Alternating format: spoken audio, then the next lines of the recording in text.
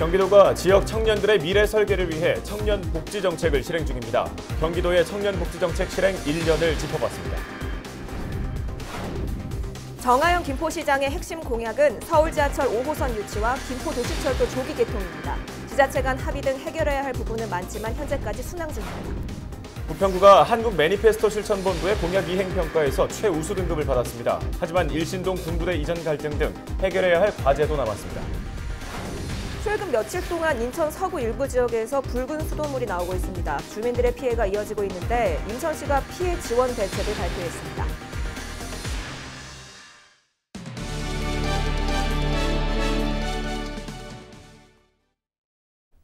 시청자 여러분 안녕하십니까? 헬로티비 뉴스 시작합니다. 오늘의 첫 소식입니다. 민선 7기 1년을 맞아 헬로티비에서는 지자체별 공약을 점검하고 있는 연속 보도 시간을 마련했습니다. 오늘은 경기도와 김포시, 부평구 세 곳의 공약을 짚어볼 텐데요. 먼저 첫 순서로 청년들의 미래 설계를 위해 연간 100만 원의 청년 배당을 지급하는 이재명 경기도지사의 청년 복지 공약을 김호 기자가 점검했습니다. 이재명 경기도지사의 대표적인 청년 복지 정책인 청년 배당. 경기도에 거주하는 만 24세 청년에게 1년간 100만 원을 지급하는 제도입니다.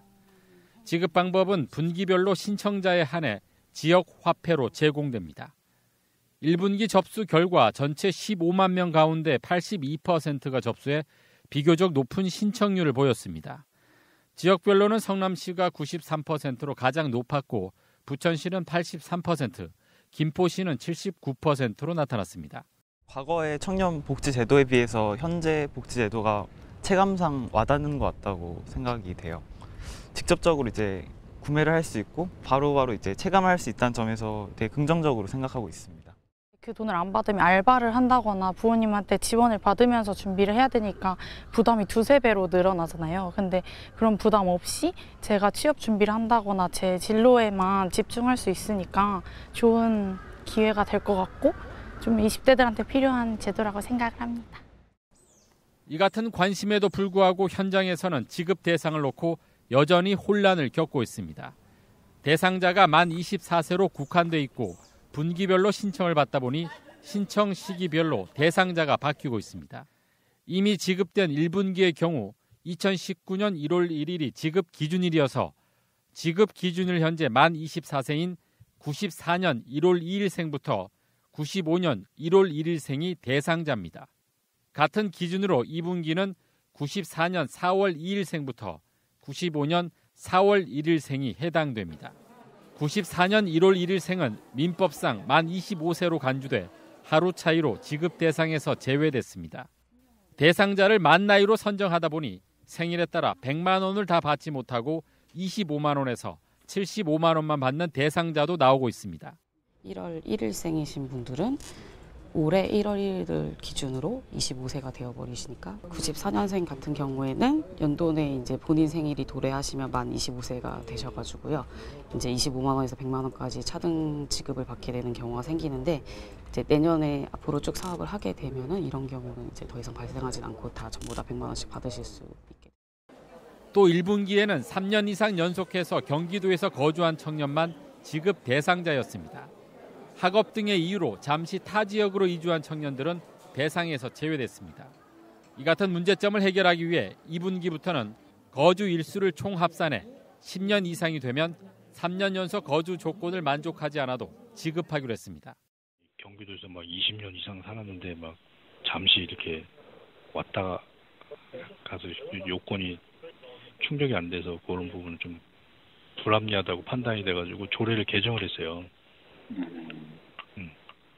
그래서 6월 18일서부터는 합산 10년 이상도 이제 지원해 줄 수 있도록. 경기도는 1분기 지원 대상인데 신청하지 못한 청년에 대해서는 소급해 지급하기로 했습니다. 또 경기도에 10년 이상 거주하고도 3년 연속 거주 요건을 충족하지 못해 지원받지 못했던 청년에 대해서도 1분기 분을 소급해 지급할 계획입니다. 헬로티비 뉴스 김호입니다. 민선 7기 출범 1년을 맞아 지자체의 공약 진행 상황을 짚어보고 있습니다. 이번엔 김포시의 공약을 살펴보도록 하죠. 김포 시민들의 가장 큰 염원은 단연 지하철 유치인데요. 서울로 출퇴근하는 인구는 많지만 광역교통이 턱없이 부족한 탓이죠. 때문에 민선 7기 김포시는 도시철도 개통과 서울 지하철 5호선 유치를 핵심 공약으로 내건 바 있습니다. 김포 지하철 시대의 개막 어디까지 와 있을까요? 이세진 기자가 자세히 짚어봤습니다. 민선 6기 당시 개통 지연으로 논란의 중심에 섰던 김포 도시철도. 민선 7기 정하영 김포시장은 시민들과 첫 대면한 자리에서 2019년 7월 개통만큼은 책임지고 이루겠다고 약속했습니다. 7월 개통과 관련된 그 부분들에 대해서 함께 좀 고민해 주실 것을 좀 부탁드리겠습니다. 지금의 모든 책임은 민선 7기 정하영 시장이 지는 겁니다. 하지만 개통 2달여를 앞두고 도시철도는 또 한 번의 위기를 맞았습니다. 노조가 열악한 근로조건을 주장하며 파업을 선언하기에 이른 겁니다. 다행히 노사정이 합의에 이르면서 파업이라는 최악의 사태로는 번지지 않았습니다. 이제 김포 도시철도는 7월 27일 안전한 개통만을 남겨두고 있습니다. 그동안 많은 우여곡절이 있었습니다. 남은 한 20여일 동안에 안전하게 영업 시운전하고 또 시민들이 타고 출퇴근하고 하는 그러한 모습을 만들어내도록 하겠습니다. 민선 7기 김포시의 또 하나의 공약이었던 서울 지하철 5호선 연장은 새 국면을 맞았습니다. 그동안 서울 지하철 5호선 유치는 키를 쥐고 있는 서울시와의 협의에서 난항을 겪으면서 제자리 걸음이었던 상태. 다행히 최근 가칭 한강선이라는 이름으로 서울 지하철 5호선 김포 연장안이 국토교통부의 광역교통망 개선 대책에 포함되면서 사업에 대한 기대가 높아지고 있습니다. 하지만 여전히 지자체 간 합의가 관건. 실질적인 지하철 유치까지는 아직 갈 길이 먼 만큼 김포시의 적극적인 대처가 필요하다는 지적입니다. 지금은 자체평가 했어요. 자체평가는 이제 정상. 왜냐하면 예산이 수반되기 때문에 예산 확보했고 지금 용역 중 여기까지 이제 온 거고요. 그 이후에 진행되는 거는 우리가 이제 용역 평가 보고를 받고 거기에 따르는 이제 우리가 그 기본적인 그 기준에 의해서 아주 냉철하게 판단을 하되 일단 시에서 공직자들이 시민들을 위해서 이런 거 하는 것이니만큼 그 실패 사례가 없도록. 지하철 시대를 코앞에 두고 있지만 어떤 장애물이 나올지 모르는 안개 속에서 항해하는 민선 7기 정하영호. 안개를 걷어내고 교통지옥이라는 오명을 벗을 수 있을지 45만 김포 시민들의 눈길이 쏠려 있습니다. 헬로티비 뉴스 이세진입니다. 네, 우리 지역 자치단체장의 공약 점검해보고 있는데요. 이번에는 차준택 부평구청장의 공약 진행 상황 살펴보겠습니다. 네, 이재필 기자가 스튜디오에 나와 있습니다. 먼저 차준택 부평구청장의 공약 진행 상황부터 짚어볼까요? 네, 최근 한국 매니페스토 실천본부가 그 지역별 단체장들의 공약 이행 상황을 평가에 공개했습니다. SA부터 A, B, C, D까지 이렇게 등급을 매겼습니다. 네. 전국 226개 기초자치단체 가운데 49곳이 이 중 SA 평가를 받았는데요. 부평구가 여기에 포함이 됐습니다. 예. 네. 인천에서는 부평구를 포함해 3곳만이 SA 평가를 받았는데요. 차준택 부평구청장의 이제 5대 공약을 먼저 좀 살펴보면요. 부평 미래비전 2020위원회 구성, 그리고 도시재생 뉴딜 사업인 부평 11번가 사업의 성공 추진, 예. 그리고 부평 미군기지의 반환 부지 효율 활용 및 3보급단 이전, 한국GM의 지속 가능성 확보, 부평 산업단지 준공업 지역 전환입니다. 네. 차준택 정장이 이제 취임한 지 이제 1년 정도가 흘렀는데요. 어려울 것 같았던 3보급단 이전 계획을 발표했고요. 현재 미군 기지는 반환을 위한 오염 정화 작업에 들어가 있는 상황이죠. 예. 그리고 부평 미래비전 2020위원회는 현재 구성을 해서 활동을 시작한 상황입니다. 네. 한국GM도 내부 문제는 있지만 어쨌든 철수 문제는 해결된 상황이고요. 부평 산업단지 중공업 지역 전환 역시 현재 관련 용역이 진행 중에 있는 상황입니다. 예. 5대 공약 모두 이제 긍정적으로 추진되고 있는 그런 상황인데요. 물론 차준택 청장 혼자 이뤄낸 성과는 아닙니다. 지역 정치권과 정부의 움직임이 있었기에 가능했던 일이기는 한데요. 어쨌든 현재까지 진행 상황은 좋습니다. 네, 그러면 말씀하신 5대 공약 중에서 저희는 차준택 청장의 핵심 공약 중에서 하나만 중점적으로 살펴볼 텐데요. 지역의 수건이었던 3보급단 이전 공약 살펴볼까요? 네, 지난 1월 31일 이제 인천시와 국방부가 삼보급단을 포함한 지역 내 이제 군부대의 이전에 합의를 했습니다. 삼보급단은 부평 한가운데에 자리하면서 지역 발전의 걸림돌로 이제 작용을 지금까지 해왔잖아요. 예. 이 삼보급단을 포함한 인천 지역 내 군부대를 부평구 일신동과 계양구 이제 둑실동으로 집적화하는 데 이제 합의를 한 겁니다. 예. 네. 물론 이는 이제 차준택 부평구청장 혼자의 힘으로 된 것은 아니고 그 박남춘 인천시장 그리고 이제 국방위 소속이었죠. 국방위 소속이죠. 이제 홍영표 국회의원 등 이제 지역의 정치권이 함께 노력을 했기 때문에 이뤄낸 성과라고 볼 수 있는데요. 어떻게 보면 이제 지금부터가 더욱 중요합니다. 네. 이전되는 군부대 부지를 어떻게 활용할 것이냐가 이제 핵심 과제로 남아 있는 상황이거든요. 예. 차준택 부평구청장은 이제 그 주민들을 위한 문화체육 시설이 이제 부족한 만큼 해당 부지를 이제 주민들을 위한 이런 시설로 조성해 주기를 희망을 했습니다. 군부대 이전 합의 당시 차준택 부평구청장의 인터뷰를 직접 한번 들어보시겠습니다. 부평 원도심의 대표 지역인데 사실 문화나 체육시설 이런 욕구는 많았습니다. 주민들이. 근데 그 갈증을 해소할 땅이 없었던 게 가장 문제점이었는데요. 주민들의 그러한 갈증을 해소할 수 있는 공간으로 적극적으로 활용할 수 있도록 노력하겠습니다. 네, 인터뷰 보고 오셨는데요. 그 각 기관들은 2021년까지 부대 이전 계획을 수립을 하고 2022년까지 부대 이전을 마무리한다라는 그런 계획입니다. 네. 그리고 시민 공청회를 열고 TF를 구성해서 이전 부지 활용 방안을 결정하겠다고 이렇게 입장을 밝혔습니다. 네, 이 삼보급단 이전이 지역 사회의 오랜 수건이었기 때문에 많은 지역 정치인들이 공약을 세웠던 부분이기도 하죠. 네, 맞습니다. 앞서 말씀드렸지만 부평 한가운데 이제 군부대가 자리하면서 개발 사업이 이제 지역 개발 사업이 많은 차질을 빚어왔습니다. 네. 특히 지난 1998년 이제 부평과 서구를 잇는 장고개도로 개설 사업이 추진이 됐는데 이 삼보급단에 막혀갖고 현재까지도 지금 멈춰 있는 상황입니다. 네. 이때부터 지역 정치권은 삼보급단 이전을 주요 이제 공약으로 내세워 왔는데 약 20년 만에 이뤄낸 성과라고 볼 수 있습니다. 네, 하지만 이 삼보급단 이전에 대해서 모든 주민들이 만족하지는 않는 것 같습니다. 일신동 주민들의 강한 반발이 있죠. 네, 그렇습니다. 앞서 말씀을 드렸지만 이 삼보급단을 포함한 군부대가 부평구 일신동과 계양구 둑실동에 이제 집적화가 됩니다. 예. 특히 이에 대해서 이제 일신동 주민들이 강하게 반발을 하고 있는 그런 상황인데요. 현재 일신동 군부대 내에는 항공대가 있는데 이 헬리콥터가 오르내리면서 이제 주민들이 그 헬리콥터에 따른 이제 소음 피해를 지금까지 호소해 왔습니다. 네. 이런 상황인데 군부대가 이곳으로 이제 집적화되면 더욱 큰 피해를 입는 것 아니겠느냐? 이런 우려를 이제 주민들이 하고 있는 그런 상황이에요. 급기야 지역 주민들은 단체 행동도 나선 그런 상황입니다. 네. 이러면 안 된다. 아니 삼곡동에는 뭐냐면 잔치 분위기가 열렸는데 우리는 모르고 있는 거야. 당사자는 뭐냐면 모르고 있으면 말이 됩니까 이게? 예, 이 삼보급단 이전 공약의 성공적인 이행을 위해서는 일신동 주민들과의 원만한 합의가 이루어져야 할 것 같은데요. 현재까지의 진행 상황은 어떻습니까? 네, 부평구는 이제 현재 주민과 이제 합의를 위해서 인천시 등 관련 기관과 논의를 이어가고 있는 그런 상황입니다. 도로 등 마을의 시설 개선과 이제 군부대 편의 시설을 주민들에게 이제 개방하는 이런 안들이 지원책으로 지금 나오고 있는 상황인데요.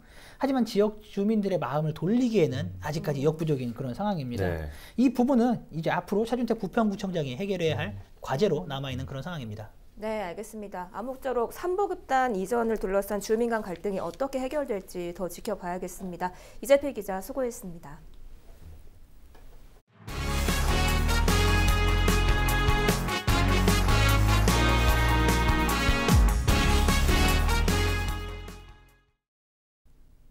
다음 소식입니다. 인천 서구 지역에서 엿새째 붉은 수돗물이 나오고 있습니다. 검단과 청라는 물론 영종 주민들도 피해를 호소하고 있는데요. 인천시는 11개 항목에 대한 수질 검사를 통해 정상이라고 밝혔지만 주민들의 불안은 점차 고조되고 있습니다. 이형구 기자가 취재했습니다. 서구 검단의 한 가정. 싱크대 수도를 틀자 필터가 순식간에 먹물처럼 변합니다. 수도꼭지에 물티슈를 대자 까만 이물질이 묻어납니다. 몇 초 안 돼가지고 진짜 완전 까매가지고 다시 불을 껐죠. 불을 끈 다음에 그러니까 모든 설거지를 이걸로 안심을 해서 한다고 해도 이게 약간 찝찝하고 불안한 거예요. 각 가정엔 생수가 가득합니다. 30일부터 시작된 붉은 물이 닷새가 되도록 잡히지 않자 불안한 마음에 물을 사다 먹는 겁니다. 상수도본부에 적합하다는 말은 불신을 키우고 있습니다. 그냥 적합합니다. 안심하셔도 됩니다. 이렇게 문자를 주니까 그러고 나서 틀면 저렇게 나오잖아요. 적합하다면서. 적합하다면서 어떻게 저렇게 나오냐고요. 학교 급식에도 차질이 빚어졌습니다. 서구 지역 일부 학교는 빵과 과일로 대체했고 일부 학교는 12시 30분에 수업을 끝내고 학생들을 집으로 돌려보냈습니다. 아직은 오늘까지밖에 모르는데 내일도 일찍 끝낼 수가 있고 뒤에 과목 수업을 못 들은다는 안 좋은 점이 있고 기말고사를 준비해야 되는데 진도를 못 나가니까. 문제는 서구뿐이 아닙니다. 영종 지역에서도 적색물이 나오는 가정이 많아지면서 비상이 걸렸습니다. 내 식구가 4번 샤워하고 이렇게 된 거고 그래서 이제 저희가 이거를 관리소장한테 얘기를 했어요. 필터기가 이렇게 됐다 하루 만에 이러니까 이 필터기가 예민해서 이렇게 된다는 거예요. 이게 말이야 방구야. 임신을 했다는 기쁜 소식을 접했지만 물 때문에 걱정이 앞섭니다. 오늘 이제 병원에서 임신했다는 결과를 듣고 이걸 영종도 집에 데려다 줘야 되나 아니면 김포에 있는 장인 장모님 댁 그리고 제가 만약에 애가 있었잖아요. 오늘 아무런 대응 대책 얘기 안 하는데 저 학교 안 보냅니다. 서구 지역과 마찬가지로 행정당국의 초동 대처에 분통을 터뜨립니다. 주민들은 행정소송을 검토하고 있습니다. 지금 하루 이틀이 지나도록 지금 대응이 상수도공사에서 뭐 문제없다 이 이야기만 계속 되풀이되고 있는 그것만 듣고 시료 채취하고 있다. 주민들이 민원연 것만 시료 채취한다. 이게 대응이 아니잖아요. 서구와 영종 지역 수돗물은 풍납 취수장에서 끌어다습니다. 지난달 30일 정기 검사로 작동이 멈추자 팔당 취수장에서 끌어다 쓰는 수계 전원 과정에서 귀존갈로의 수압이 일시적으로 높아져 이물질이 수돗물에 유입된 것으로 상수도본부 측은 추정하고 있습니다. 상수도본부는 논란이 커지자 11개 항목에 대해 수질 검사를 거쳐 문제가 없다는 판단을 내렸습니다. 현재로선 붉은 물이 나오는 원인을 정확히 파악하려면 61개 항목에 대한 정밀 검사를 거쳐야 합니다. 이는 최소 일주일 정도 소요되는 만큼 당분간 주민들의 불안은 계속될 것으로 보입니다. TV로드 뉴스 이영구입니다. 인천시 서구와 영종도 주민들이 붉은 수돗물 때문에 피해를 입고 있는데요. 인천시가 4일 기자회견을 열고 피해 지원 대책을 발표했습니다. 시는 우선 민관 합동조사반을 구성해 수질검사와 현장조사를 실시하겠다고 밝혔습니다. 이어 지역 학교의 정상급식이 가능하도록 지원하고 미추홀 찬물도 충분히 제공할 것을 약속했습니다. 특히 시는 공동주택의 물탱크 청소 비용과 피해 가구의 정수기 필터 교체 비용 등도 지원할 예정입니다. 인천 서구 일대에서 엿새째 붉은 수돗물이 공급되면서 인천 지역 66개 학교와 유치원은 자체 급식을 중단했습니다. 인천시 교육청은 4일 적수 피해를 입은 학교들에 대해 대체 급식이나 단축 수업 등을 지시했다고 밝혔습니다. 또 시교육청은 인근 지역 학부모들의 민원과 불안을 해소하기 위해 자체 조사 결과와 인천시 상수도 사업본부의 적수 피해 신고를 토대로 급식 대책을 계속해서 논의하겠다는 방침입니다. 동구 수소연료전지 발전소 건립에 대한 논란이 계속되고 있습니다. 발전소가 주거 지역과 불과 200m밖에 떨어져 있지 않아 안전에 대한 우려가 높기 때문인데요. 지난 4월부터 민관협의체를 진행했지만 사업자는 예정대로 발전소 건립을 강행할 예정입니다. 신한결 기자가 취재했습니다. 인천연료전지가 동구 송림동 일대에 수소연료 전지 발전소 건립을 추진하고 있습니다.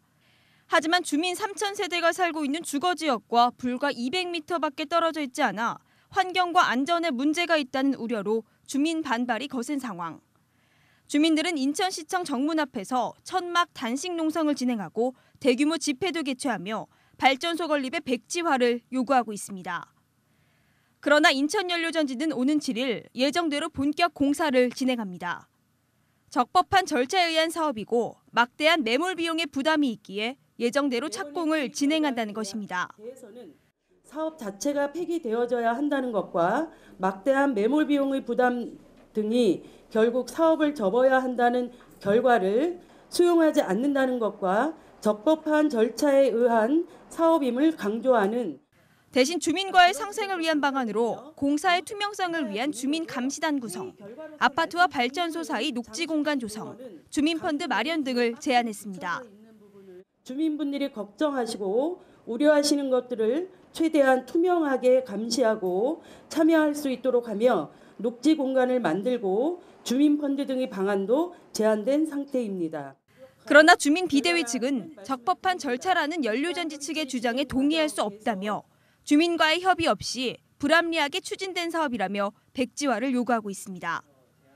민관협의체의 마지막 회의만을 남겨두고 있지만 지역 주민과 인천 연료전지의 갈등은 좁혀지지 않고 있습니다. NIB 뉴스 신한결입니다. 가축 분뇨나 공장 폐수를 하천에 그대로 흘려보낸 양심불량업자들이 무더기로 적발됐습니다. 업체 가운데 일부는 수도권 상수원인 팔당호에 위치한 곳도 있었습니다. 최창순 기자가 보도합니다. 악취 민원이 끊이지 않던 여주의 한 돼지 농장. 경기도특별사법경찰단이 드론을 띄워 확인해보니 가축 분뇨를 제대로 처리하지 않은 채 임시방편으로 물을 섞어 배출하고 있습니다.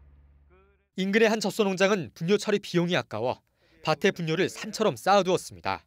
언제 내놓으셨다고요? 일주일 정도. 근데 이거 퇴비화도 안 하고 그냥 축사했던 그 똥 그대로네요. 폐수 처리 시설을 갖추지 않은 시흥의 한 세탁업체. 불법 배출한 하천을 확인해보니 섬유 찌꺼기가 뒤엉켜 갯벌을 방불케 합니다. 저게 제가 아까 건져낸 찌꺼기인데 아주 그냥 저게 우리 세탁하면 나오는 그런 그 조그만 먼지들이 쌓여가지고 지금 아주 뻘처럼 됐어요. 경기도특별사법경찰단이 도내 가축 분뇨 처리 업체와 공장 폐수 배출 업체, 대규모 축산 농가 등 220개소를 대상으로 수사를 실시. 가축 분뇨나 공장 폐수 배출 시설의 허가를 받지 않거나 불법 배출, 공공수역에 유출하는 등 54곳을 적발했습니다. 특히 적발업체 중 18곳은 상수원 보호구역에 위치하고 있습니다. 수중 식물들, 해조류, 물고기 이런 부분들이 산소가 부족하니까 결국은 죽게 되는 것이죠. 그러면서 악취가 발생합니다. 그러면서 하천 생태계가 전체적으로 오염이 돼서 경기도 특사경은 적발업체를 형사 입건하고 관할 지자체에 행정처분을 의뢰했습니다. 경기슈TV 최창순입니다. 해양경찰청은 4일 해외 수출을 빙자해 폐기물을 수집한 뒤 이를 항만과 해상 바지선에 무단 투기한 혐의로 54살 공모 씨를 구속했습니다. 해경은 공 씨를 도운 54살 이모 씨 등 31명은 같은 혐의로 불구속 입건했습니다.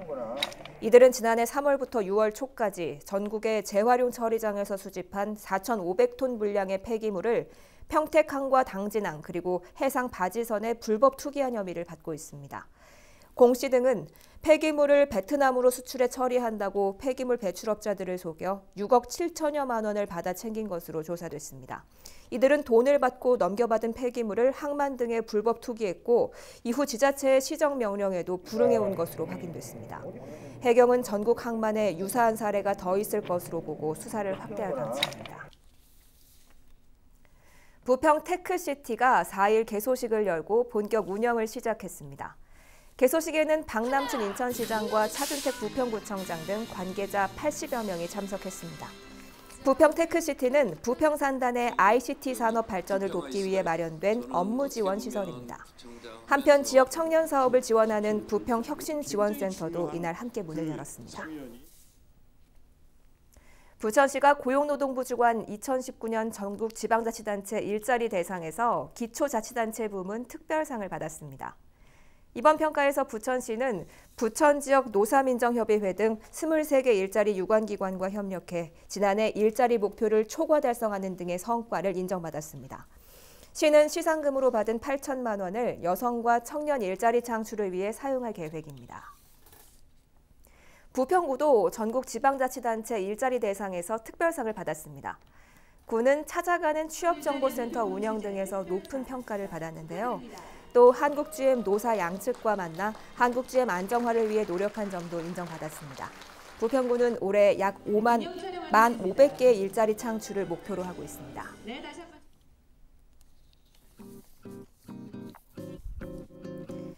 날씨 알아보겠습니다. 이제 반소매 차림이 아니면 바깥 활동하기 버거울 정도입니다. 맑은 하늘에 강한 볕이 내리쬐면서 수요일도 우리 지역 낮 기온 27도까지 오르겠습니다.